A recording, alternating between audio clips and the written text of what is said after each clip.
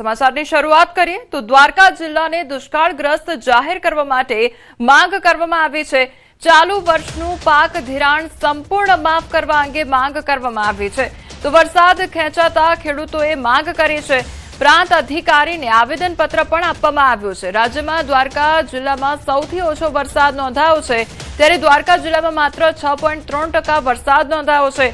દેવભૂમિ દ્વારકા જિલ્લામાં વરસાદ ખેંચાતા ખેડૂતો અને પશુપાલકોની મુશ્કેલી વધી ગઈ છે। વરસાદના અભાવે પાકની નુકસાનની ભીતિ વચ્ચે ખેડૂતોએ દ્વારકા જિલ્લાને દુષ્કાળગ્રસ્ત જાહેર કરવાની માંગ સાથે પ્રાંત અધિકારીને આવેદનપત્ર આપ્યું છે। તો ખેડૂતો દ્વારા ચાલુ વર્ષનું પાક ધિરાણ સંપૂર્ણપણે માફ કરવા, પૂરતા ઘાસ ડેપો શરૂ કરવા અને ગ્રામ્ય વિસ્તારોમાં પીવાના પાણીની કાયમી વ્યવસ્થા કરવાની સરકાર સમક્ષ માંગ કરવામાં આવી છે। તો ખેડૂતોના જણાવ્યા મુજબ વરસાદના અભાવે ખેતીના પાક પર સંકટ ઊભું થયું છે।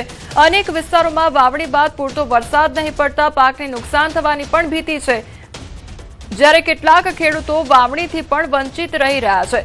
આવી સ્થિતિમાં ખેડૂતોને આર્થિક નુકસાનમાંથી બહાર લાવવા સરકાર દ્વારા તાત્કાલિક રાહત આપવામાં આવે તેવી માંગ કરવામાં આવી છે।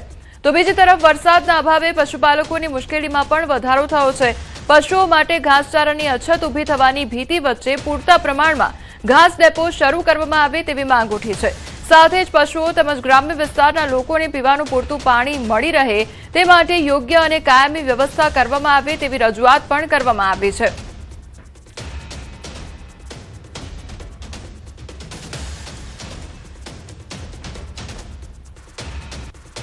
તો દ્વારકામાં જે પ્રમાણે વરસાદ ઓછો વરસ્યો છે તેને લઈને હવે ખેડૂતો દ્વારકાને દુષ્કાળગ્રસ્ત જાહેર કરવા અંગે માંગ કરી રહ્યા છે। ખેડૂતો દ્વારા અનેક રજૂઆતો પણ કરવામાં આવી છે। તો વરસાદ ખેંચાતા ખેડૂતોને પારાવાર મુશ્કેલીનો સામનો કરવો પડી રહ્યો છે। ત્યારે હવે દ્વારકામાં આખરે કેટલો વરસાદ નોંધાયો છે, કયા વિસ્તારમાં કેટલો વરસાદ વરસ્યો છે તેના પર એકવાર નજર કરી લઈએ। દ્વારકા જિલ્લામાં રાજ્યનો સૌથી ઓછો વરસાદ 6.3% વરસાદ નોંધાયો છે। હવે ભાણવડ તાલુકા પર નજર કરીએ તો ત્યાં આગળ અત્યાર સુધી 9.4% વરસાદ નોંધાયો છે। દ્વારકામાં 2.3% વરસાદ નોંધાયો છે। કલ્યાણપુર પર નજર કરીએ તો કલ્યાણપુરમાં 3.4% વરસાદ નોંધાયો છે। ખંભાળિયામાં 9.5% વરસાદ નોંધાયો છે। એટલે દ્વારકાની ખાસ કરીને વાત કરવામાં આવે તો 6.3% વરસાદ નોંધાયો છે અને તે સૌથી ઓછો વરસાદ નોંધાયો છે। તેના કારણે ખેડૂતો દ્વારા હવે દ્વારકાને દુષ્કાળગ્રસ્ત જાહેર કરવા અંગે માંગ કરવામાં આવી રહી છે।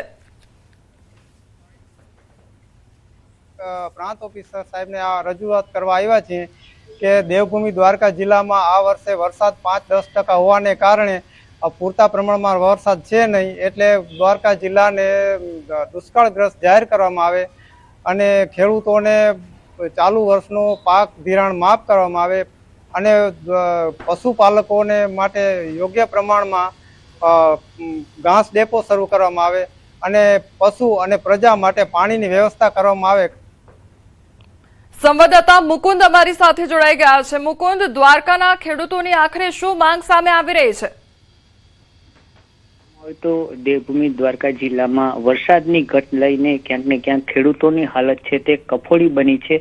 દેવભૂમિ દ્વારકા જિલ્લામાં હજુ કેટલાય વિસ્તારમાં વાવણી લાયક વરસાદ પણ નથી થયો, ત્યારે દ્વારકા જિલ્લાના ખેડૂતો જે દુષ્કાળગ્રસ્ત જાહેર કરવાની માંગ સાથે દ્વારકા પ્રાંત અધિકારીને આવેદનપત્ર આપવામાં આવ્યું હતું, સાથે કિસાન સંઘ પણ જોડાયું હતું। ત્યારે વાત કરીએ તો કલ્યાણપુર અને જે દ્વારકા ઓખા મંડળ સહિતનો વિસ્તાર છે, આ વિસ્તારમાં બિલકુલ વરસાદ નહીવત વરસ્યો હતો અને ખેડૂતોના જે મગફળીના બિયારણ છે તે પણ વાવી નથી શક્યા। ત્યારે દ્વારકા જિલ્લાને દુષ્કાળગ્રસ્ત જાહેર કરવો તેમજ દ્વારકા જિલ્લાના પશુપાલકો માટે ઘાસચારાની વ્યવસ્થા કરવી તેમજ પાણીની વ્યવસ્થા કરવી અને દેવા માફીની જે માંગ છે તે માંગને લઈ દ્વારકા પ્રાંત અધિકારીને હાલ ખેડૂતોએ આવેદનપત્ર આપ્યું છે। જી મુકુંદ, જે પ્રમાણે 3 માંગો મૂકવામાં આવી છે, એક તરફ દુષ્કાળગ્રસ્ત જાહેર કરવાની માંગ, દેવા માફીની માંગ, પાણીની કાયમી વ્યવસ્થાની માંગ, એટલે આ તમામ માંગો મૂકવામાં આવી છે। જો માંગ સ્વીકારવામાં નહીં આવે, તે અંગે કામ નહીં થાય તો આગામી સમયમાં ખેડૂતો દ્વારા શું કામ કરવામાં આવશે? જી, વાત કરવામાં આવે તો દેવભૂમિ દ્વારકા જિલ્લામાં વરસાદની ઘટ લઈ ક્યાંક ને ક્યાંક ખેડૂતોમાં નારાજગી જોવા મળી રહી છે। ખાસ કરીને નર્મદાના પાણીની ખેડૂતો માંગ કરી રહ્યા હતા। હજી સુધીમાં દ્વારકા જિલ્લામાં જે ગ્રામ્ય વિસ્તારમાં નર્મદાનું પાણી પણ નથી પહોંચ્યું, ત્યારે આ મામલે ખેડૂતોમાં રોષ જોવા મળ્યો હતો। થોડા દિવસ પહેલા દ્વારકા જિલ્લાના કલ્યાણપુર અને ખંભાળિયા તાલુકાના ગ્રામ્ય વિસ્તારના ખેડૂતોએ પણ નર્મદાના પાણીની માંગ કરી હતી, પરંતુ હજી સુધી પાણી પણ નથી આવ્યું, ઘાસચારાની વ્યવસ્થા પણ કરવામાં નથી આવી। ત્યારે આ મામલે ખેડૂતોએ પણ ચીમકી ઉચ્ચારી હતી કે જો અમારી માંગ સ્વીકારવામાં નહીં આવે તો આગામી દિવસોમાં ઉગ્ર આંદોલન પણ કરશું। જી મુકુંદ, સમગ્ર માહિતી બદલ આપનો આભાર।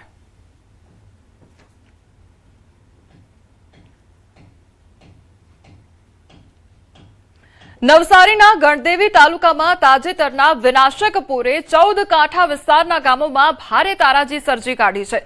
સ્થાનિકોએ પૂરનું કારણ કુદરતી કરતા માનવ સર્જિત વધુ હોવાનો આક્ષેપ કર્યો છે। અંદાજે 5500 એકર વિસ્તારમાં આવેલા 146 જેટલા ગેરકાયદેસર ઝીંગા તળાવો અને અન્ય દબાણો દૂર કરવાની માંગ કરવામાં આવી રહી છે, તો 1200 થી વધુ પૂર પીડિતો કલેક્ટર કચેરીએ પહોંચ્યા હતા।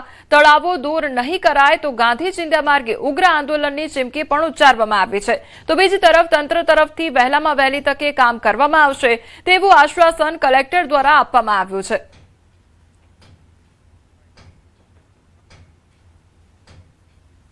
2022 જે ફ્લડ આવ્યું ત્યારથી અમે કલેક્ટર કચેરી પર આવેદનપત્ર આપીને રજૂઆત કરીએ છીએ સાહેબ કે અમારા વિસ્તારમાં જે પૂરના પાણી આવે છે એ નીકળવા માટે જે મેંદરભાટ વિસ્તારોમાં છે તે ઝીંગા તળાવો જે બનેલા છે આડેધર, એ અમારા કુદરતી કાળાઓ જે છે એ પૂરીને બનાવવામાં આવેલા છે, જેના કારણે જે પૂરના પાણીઓ અમારા ગામમાં જે ફરી વળે છે એને અંબિકા નદી સિવાય જે બીજો રસ્તો મળતો હતો તે હવે હાલમાં અત્યારે બંધ છે।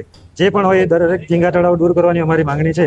જો એ નહીં કરવામાં આવે तो हमें હવે પછી આગળ ગાંધી ચિંધ્યા में आगे आंदोलन करेंगे। ये है कि जो भी इलीगल श्रिम्प फार्मर झींगा फार्मिंग जो होती है उसके विरुद्ध कार्यवाही की जाए, जो लीगल जिनको परमिशंस दी गई हैं उनका भी सर्वे किया जाए, जो भी इंफ्रास्ट्रक्चर के प्रोजेक्ट सरकार कर रही है उनमें भी योग्य लेवल मेंटेन हो, ऐसी मॉनिटरिंग की जाए। इस तरह की कुछ मांगे मेरे समक्ष रखी गई हैं। मैं आप सबको ये अवगत कराना चाहता हूँ कि पूर्व में भी जिला प्रशासन ने जलालपुर में, मेंधर में इलीगल झींगा तालाबों पे प्रत्याशित कार्यवाही की है।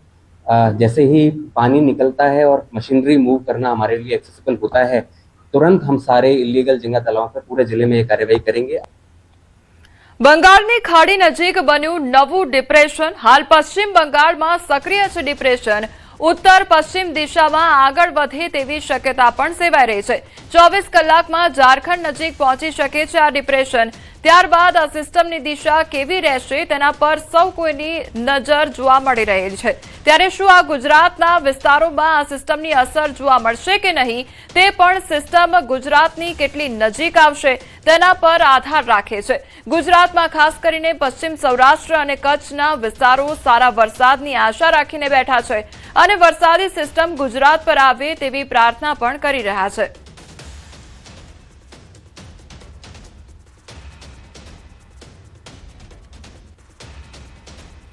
હવામાન વિભાગ દ્વારા આગાહી કરવામાં આવી છે। આગામી 7 દિવસ વરસાદને લઈને આગાહી કરવામાં આવી છે। Shear zone, western disturbance, depression, monsoon trough, cyclonic circulation, Mahisagar, Dahod, Chhota Udaipur, Narmada, Tapi, Dang, Navsari, Daman, Dadra Nagar હવેલીમાં ભારે વરસાદની આગાહી કરવામાં આવી છે, તો અન્ય જિલ્લામાં સામાન્યથી મધ્યમ વરસાદની આગાહી કરવામાં આવી છે।